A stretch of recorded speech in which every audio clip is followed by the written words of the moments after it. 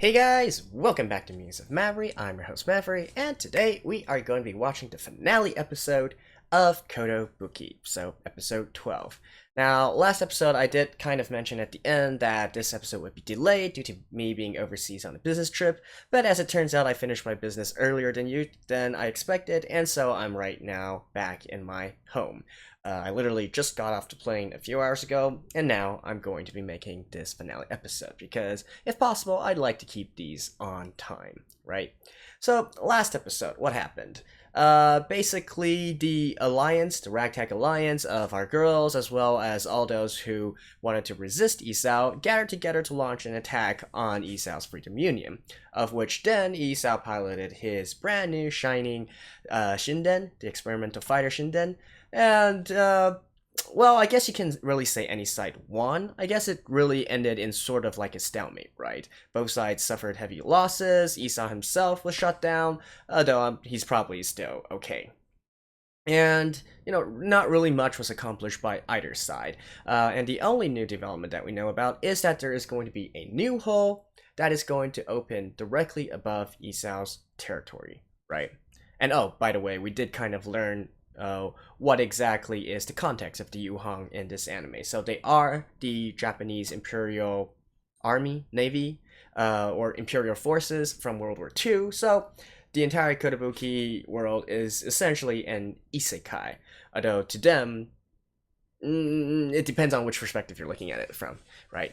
So anyways, this is the finale episode, right? They got a lot of things to wrap up. Like, okay, so there's this hole. What's going to happen to that? What exactly is Isao's motivation? What is he trying to do? And also, for the past few episodes, Kile has been sort of like down in the, I'm not going to say down in the dumps, but she's been having some thoughts, right? Like, what is she flying for? What is her motive and purpose in life? So, we've got a lot of stories to tie up in this episode. So, without further ado, let's just see what's going to happen. So, let's begin in 3, 2, 1, play. Kotobuki of the Setting Sun.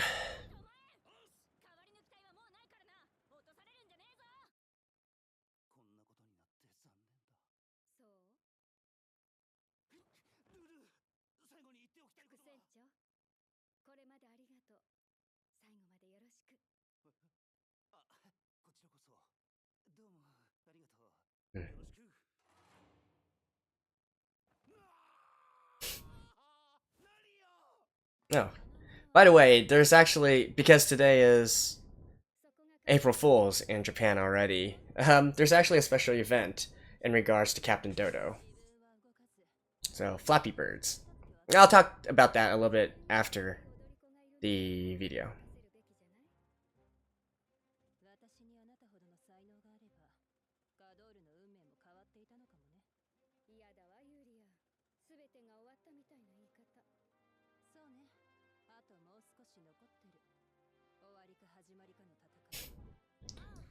So these two really are friends.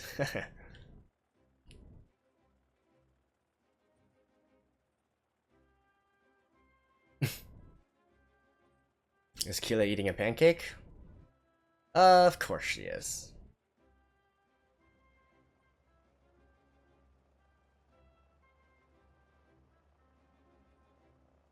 By the way, you're probably not supposed to take off like that. It's kind of dangerous, to be honest. They are way too close to each other. They're not like doing some sort of stunts.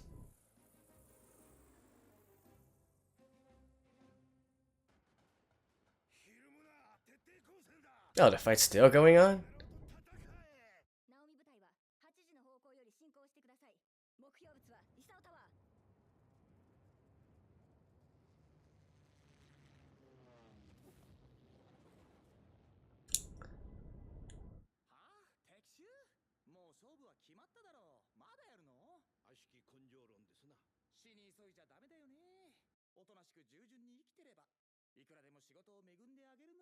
What is your motivation?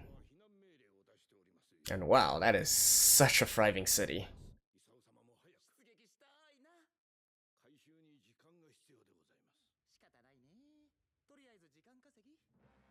Look at that. Look at that city.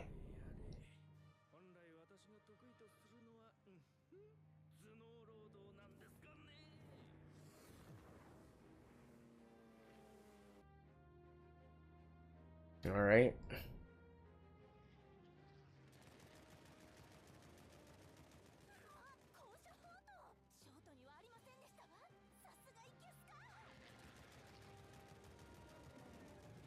Mm.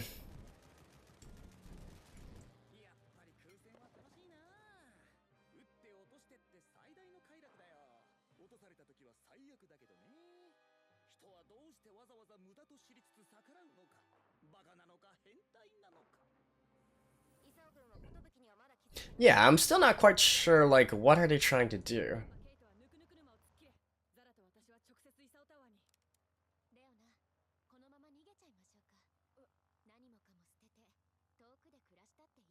Hmm?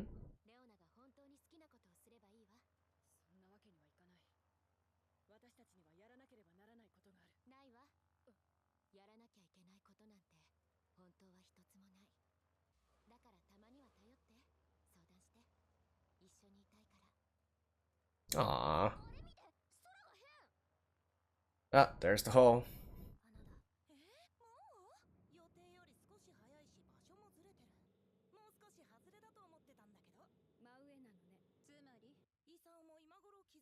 Yeah, what does Isa want with the hole?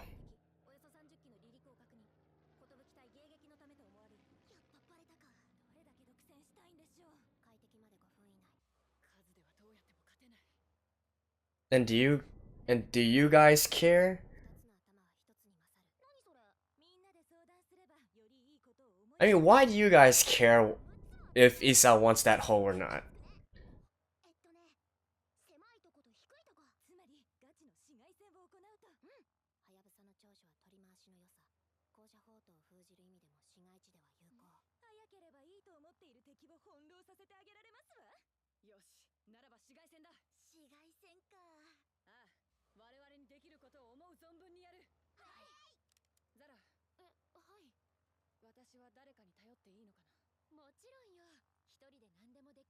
No.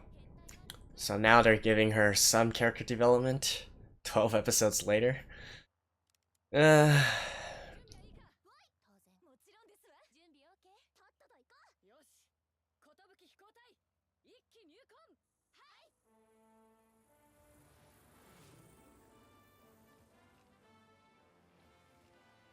I guess they're dropping their fuel pods.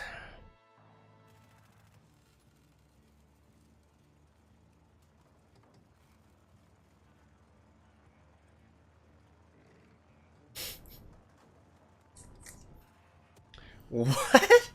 Oh my god, this maneuvering.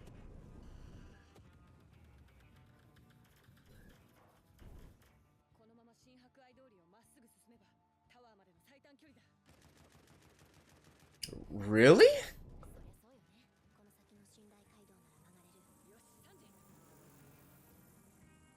You're putting anti-aircraft guns on the streets? Alright, it's your world, I'm not gonna question this.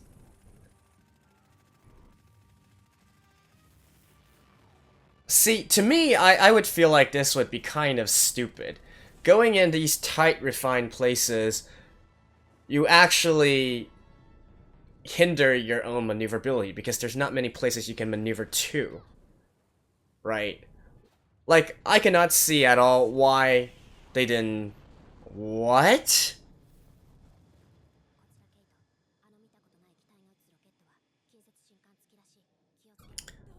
That is definitely not a Japanese plane, then.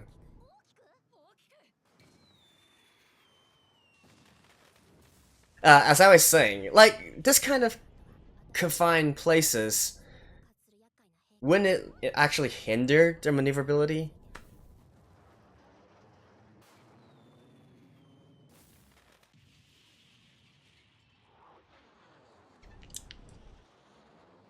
You just literally have to shoot somewhere in a straight line.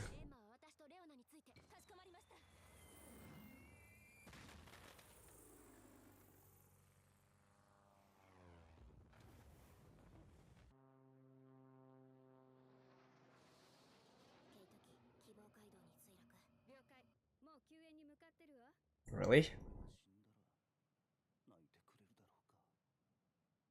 まさかこれをまた手にすることがあろうとは。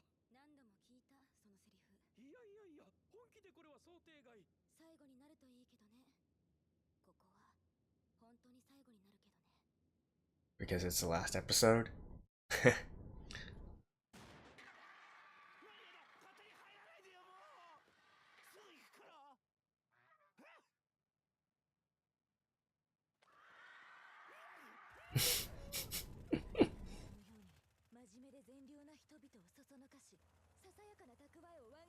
Yeah, I have no idea why they're such bad shots.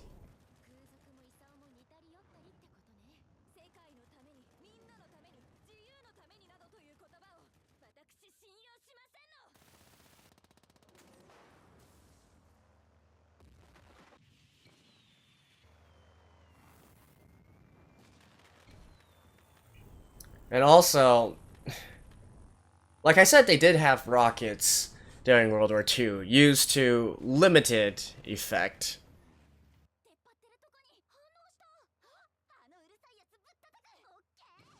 Oh. And yeah, like I said, I'm pretty sure the Japanese never experimented with actual,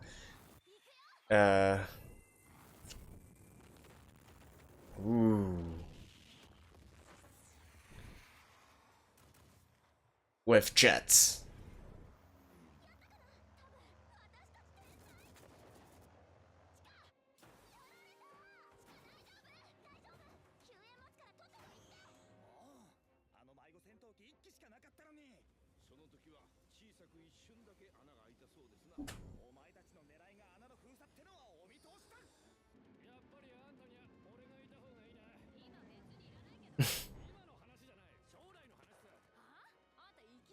So these two are a couple now?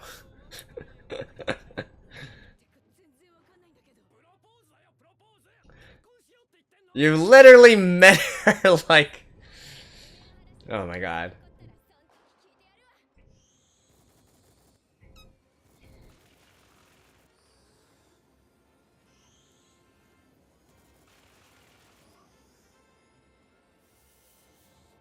Like, again, there's stuff such as guerrilla warfare, and there's stuff such as purposely confining yourself to... Never mind. Whatever. By the way, this weaving is super unrealistic as well. But it looks cool as heck.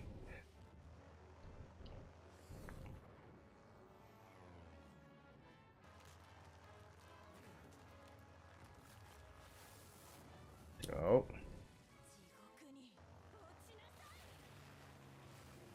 Dang. She is getting pissed.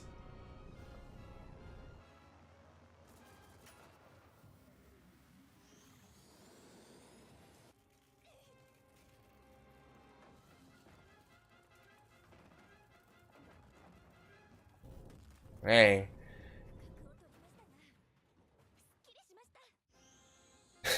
These girls really use everything in their power to make sure the plans actually land.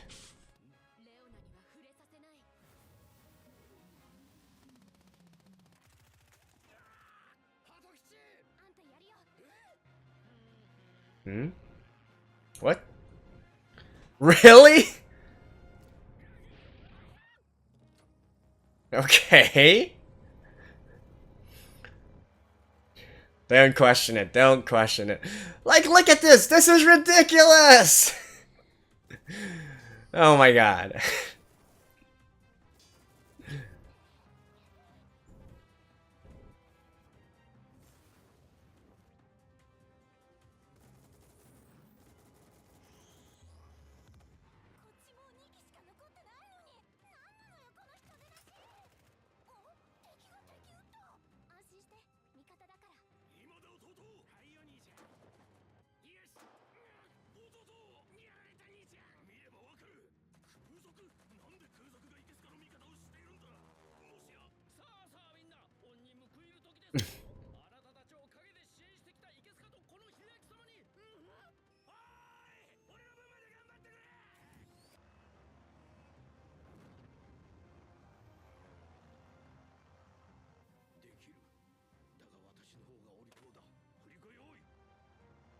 Whoa.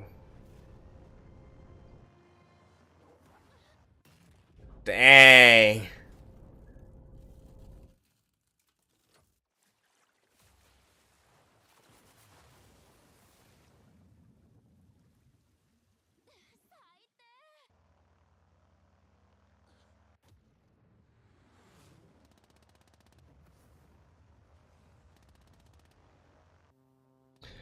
And I also find it really hard to believe that none of them ever die. But anyways.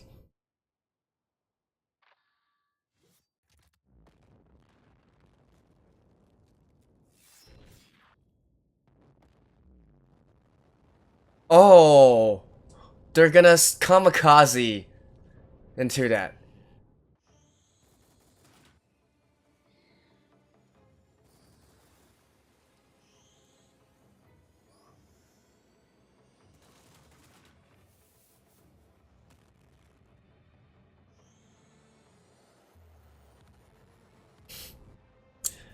There's no way a plane can move like that. Like, come on.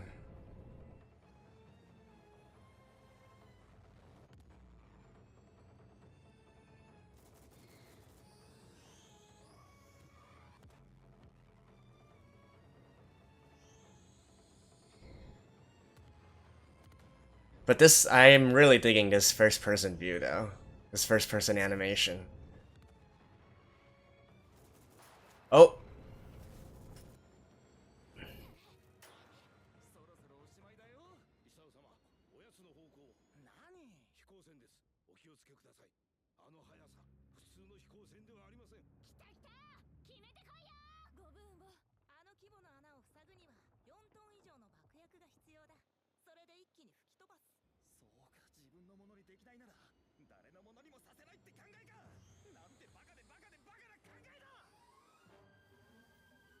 But they never really...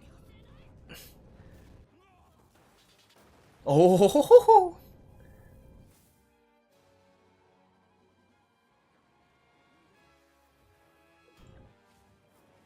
Oh! If that doesn't kill them, then I really don't know what can kill people in this.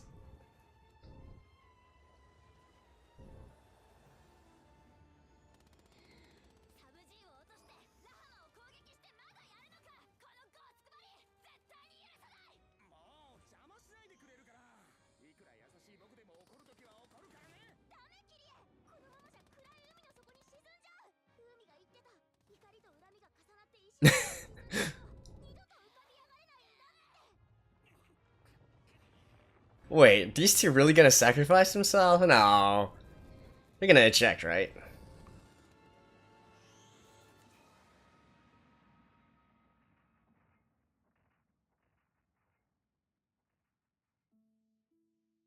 What?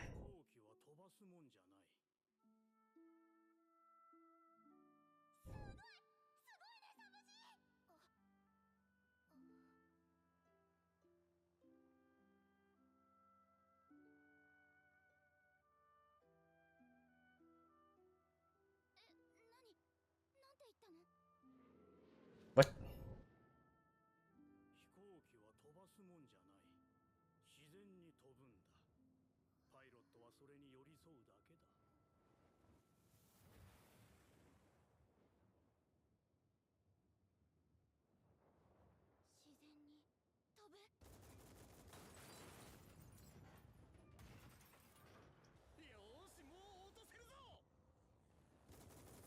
Seriously?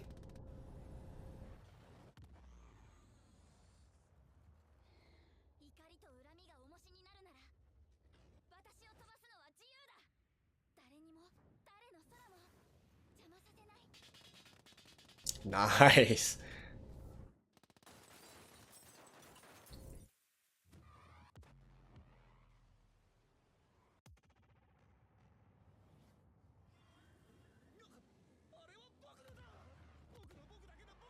Yeah, so he's going to go into it?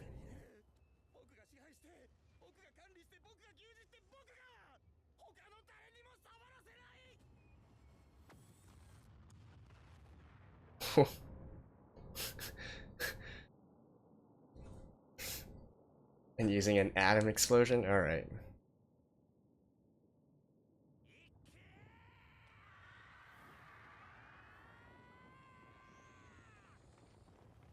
Yeah, so he did go to the other side in the end.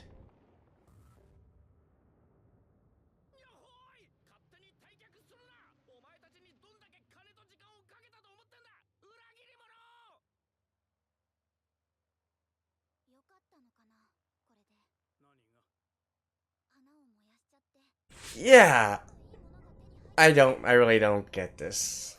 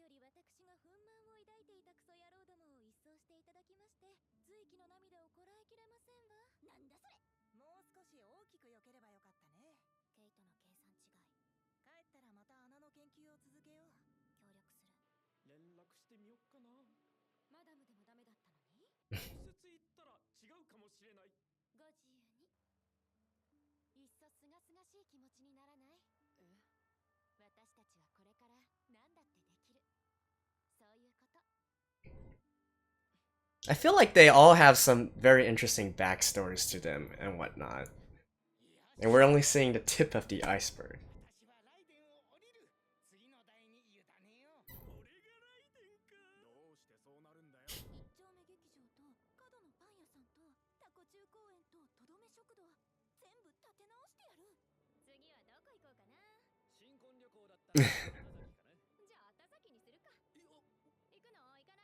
Right, and there are a couple just like that. Oh my god.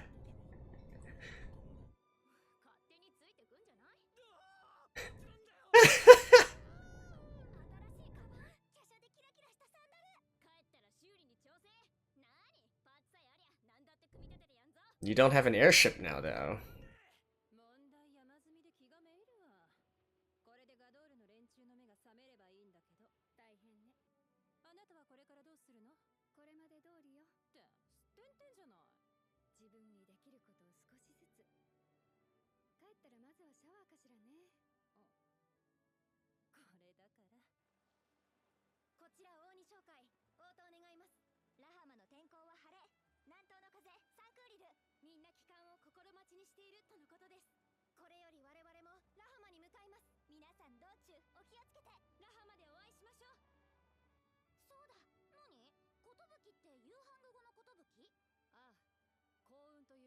Hmm.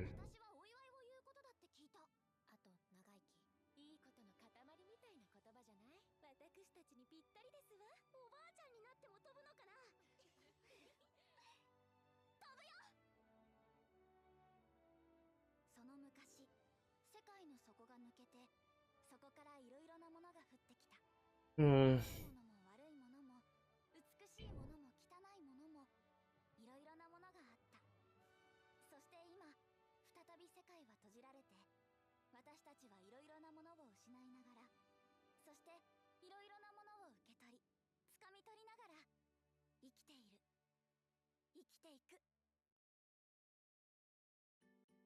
An ending? Yep. Alright, since it's the last time, let's look at this one. Although I will be muting the sound. Just in case of copyright issues.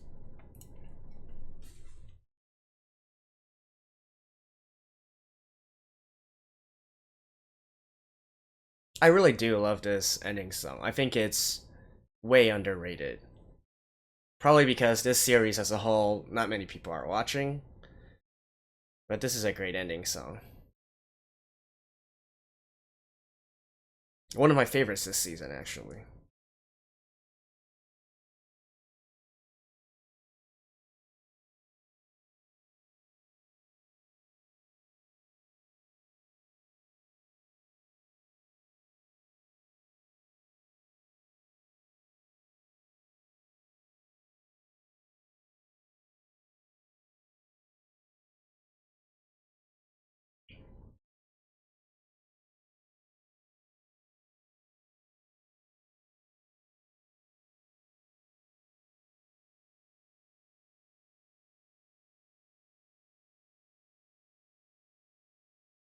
And flying off into the sunset. Nice.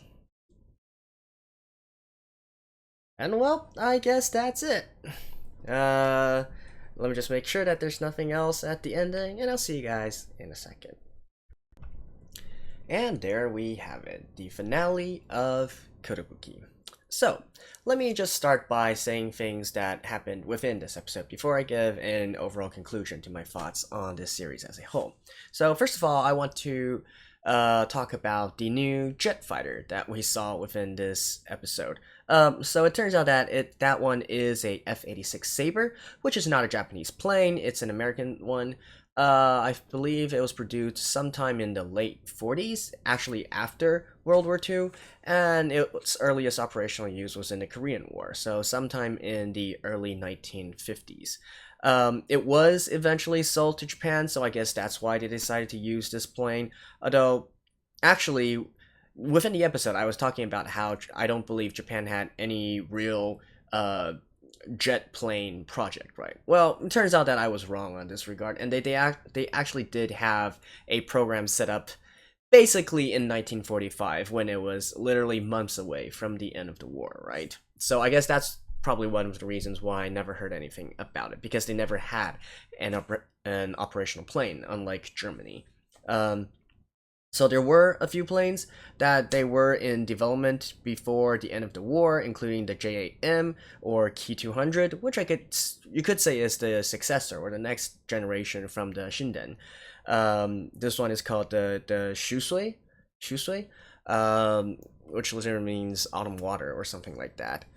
So there's that one, and then there's also the Shinryu 2, right? So these were the two prototype jet fighters that Japan was developing but never actually used. So I'm not quite sure why they decided to go with the F-86 this time, considering that Japan did have its own experimental jet aircraft. Yeah, no idea why, because the Shinden was never in full operation as well, so they could have easily just picked one of these experimental aircraft and slapped it on and said, hey, this is still a all Japanese aircraft anime, right? So not quite sure what they were thinking there, but in any case, that's that, I guess. So yeah, I learned something new as well. I didn't know that Japan actually did have a jet fighter program before the end of the war. So that's in regards to the planes. In regards to the episode as a whole, my complaints I've already voiced in my reaction part. This one really takes the cake on the unrealistic factor out of all of these episodes. Like, it was getting progressively more and more ridiculous, but in this one, I don't know, there's a lot of things that I took that doesn't really sit well with me, right? Including such as saying that they're going to fight on the streets because they're more maneuverable, but you're not exactly, weaving in and out of different city blocks, right? You're basically flying, it reminds me of that scene in Star Wars, right? When they're doing the run on the Death Star, the rebels are doing a run on Death Stars in order to blow it up, right? They're in this little, middle, tiny corridor that you literally just, shoot straight, right? You don't even need to aim. You shoot somewhere in a general direction, and you can pretty much guarantee a hit. Why did the Freedom Union fighters did not get any hit on the Kotobuki? I will never know. Again, plot armor, I guess. It just doesn't really make sense for me when you say that you have a more maneuverable plane, but then limit your range to a very tight corridor, right? That just doesn't really make sense. And also, the weaving between pillars part during that whole scene where they under the bridge and under the dock, I guess, that part was also really, really unrealistic. No plane would be able to turn like that. Not to mention at that altitude, I'm pretty sure you're gonna lose lift one way or the other. But anyways, so that's why I think I said this a lot, many episodes before. In order to really enjoy this series, you need to kind of turn your brain off and just view it as it is. And I will admit, most of these scenes did look cool, right? Including the parts where they weaved in and out of the pillars, and also, you know, going down a city block, like I said, it gave a very Star Wars-esque vibe to it, so it did seem cool. It's just not really realistic, right? And also, nobody dies. Even when you literally just crash directly into the water at uncontrolled high speeds, you know, during that kind of time, the water is essentially concrete, you know, from that kind of height and speed and altitude. It's whatever. And every single one of the Kotobuki girls also, no matter how they are shot, they're always able to bring their plane back to control and either do a forced landing or eject out safely. I guess it's whatever, right? It's just kind of funny, to be honest. But I think that, like I said, that one, because of the rule of cool, I can kind of overlook. The real issue I actually have is in regards to the plot. Like, I still have no idea what they are trying to do or accomplish in regards to the entire thing. First of all, Isao. So, what exactly drove Isao to this kind of craziness or madness, right? It seems like from the hints that we got, he was never this dude who really wanted power or anything. He was just, you know, he just did things his own way. So what suddenly turned him into trying to seize this whole and trying to gain technological advances for himself? And more to the point, why does he believe that he can do that, right? Why does he believe that he can monopolize this whole, when, you know, that certainly wasn't the case in the past? And what reason would the people on the other side have to work with you, right? Like, that part, what was his entire plan? I really don't get it. Like, is he just gonna take over the whole and then wait until people come out from it? Question mark? Like, I don't know. It's just I really don't know what. And also, so for the Alliance, why were they trying to bomb the hole then, right? All you want to do is stop Isao, so just take Isao out. Why do you need to forcefully close the hole? And more to the point, like, if you just close the hole, right, and Isao is still here, then you still have a problem. If you haven't taken Isao out, he's still going to try to lord over you. So what does the hole have to do with anything, right? In the end, it worked out because Isao decided to fly into the hole by himself, which I also kind of thought was going to be the ending a few episodes ago. But that's because he eventually chose this method, right? You had no way of knowing. So what would have happened if you closed the hole and yet Isao was still there? So you pretty much sacrificed a lot of your fighters, your airship, to close the hole, and Isao was still in power, right? So what does that accomplish? Like, I literally don't get it. What was the entire purpose of this battle in the first place, right? And also, even if we're not talking about that, right? During Kiilei's monologue at the very end, they chose to close the hole.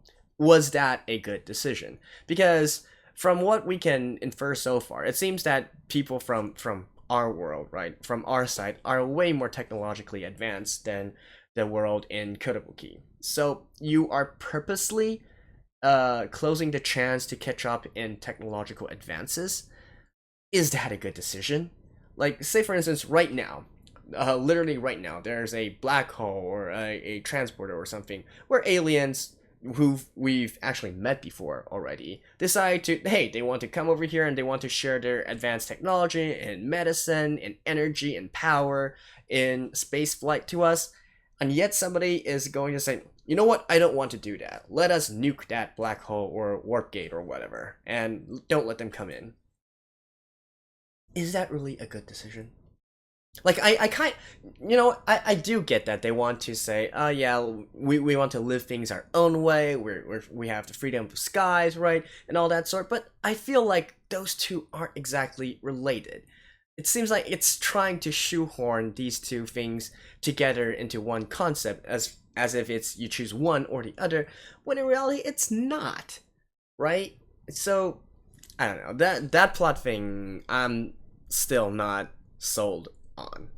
And that's probably my biggest complaint of this episode and probably this series as a whole in general up to now, right? Even the unrealistic parts I can look over, right? Like I said before, the visuals are cool. If it keeps me engaged, it's just entertainment, right? I'm not going to be I'm not going to be stuck up my ass in regards to realism factors. I do enjoy it when it's exhibited, but I don't need it to be there throughout. But this one, plot inconsistency, I can't overlook that. That just makes things, I don't know. It's just always going to be in the back of my mind whenever I watch that. So yeah, that's probably my biggest complaint of this series so far. Now, what about the good things that this anime has done, right? Or what this episode has done? Because since this is the finale, I guess maybe a quick final thought on the series, if you will. So, I do enjoy the combat scenes, right? Like, don't get me wrong.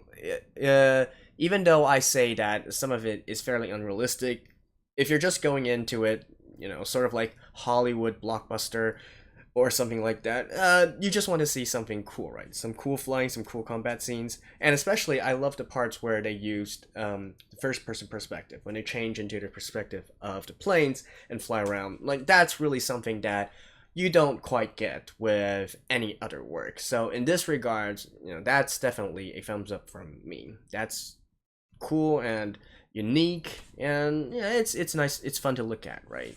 And also the music and the sound effects. I think I've mentioned the sound in the very first episode, but I do like its strive for realism in that part. And of course, it's using World War II planes, right? So if this is, you know, sorry about that.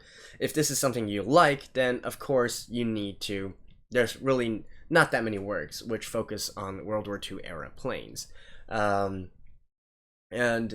you know, aerial maneuvers aside, they do keep to a lot of the realistic details on in terms of their armaments or their specific capabilities and whatnot, and especially their sound effects. So that is a plus as well. And also, honestly, I am quite enjoying, or actually, I did quite enjoy the banter between the girls within the episodes. They do. It's like I'm a person who does like to watch these kinds of maybe not cute girls doing cute things, but just groups of girls engaging in some sort of activity, right? And especially, I feel like the banter in this series is quite decent, right? It's not outstanding, but it's decent.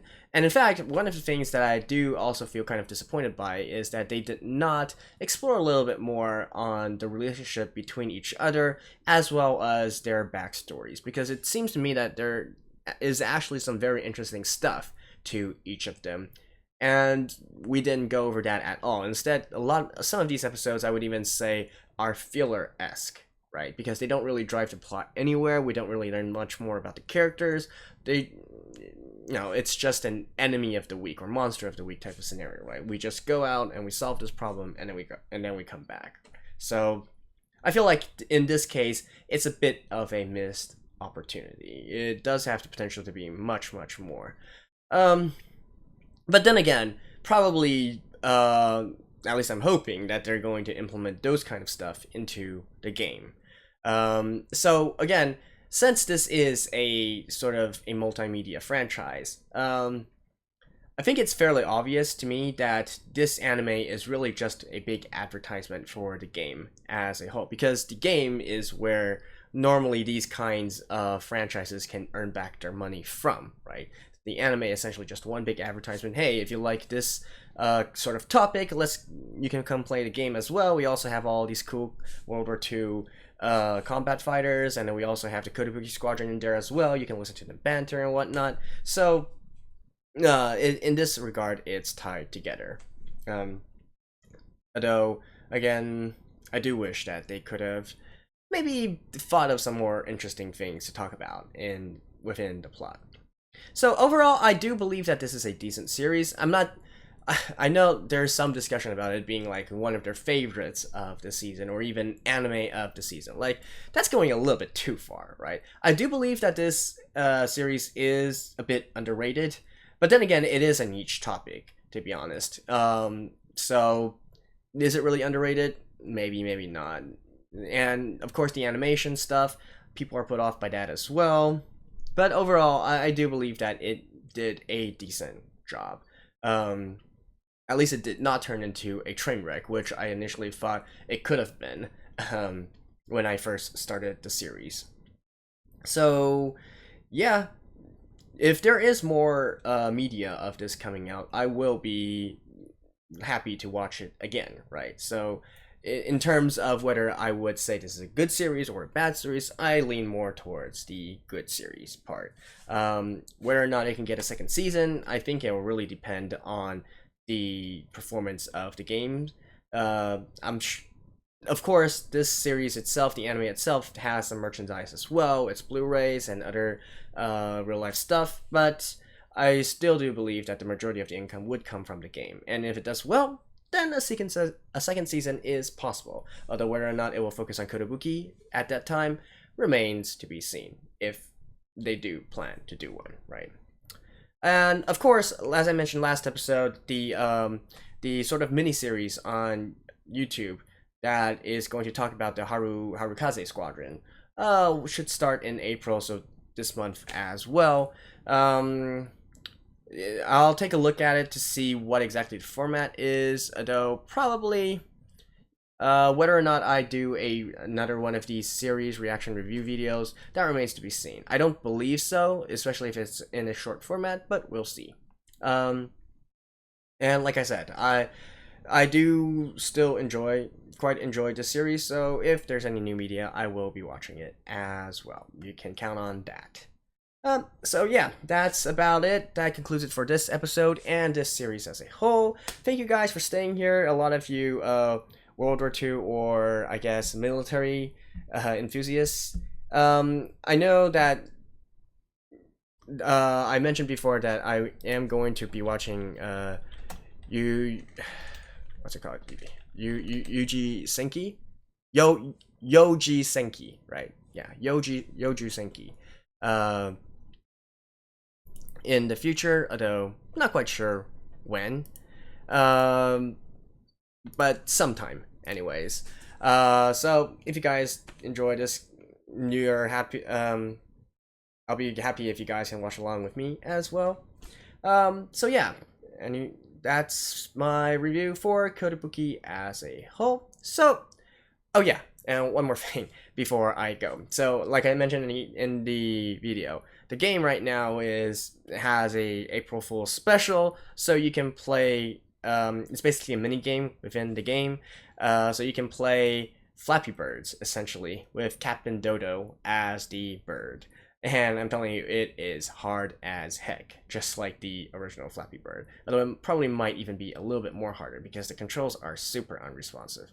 Yeah, but anyways, that's a quick side note for any of you guys who might want to check it out.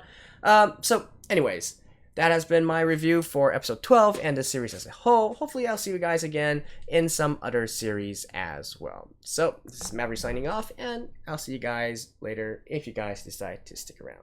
So long and bye-bye.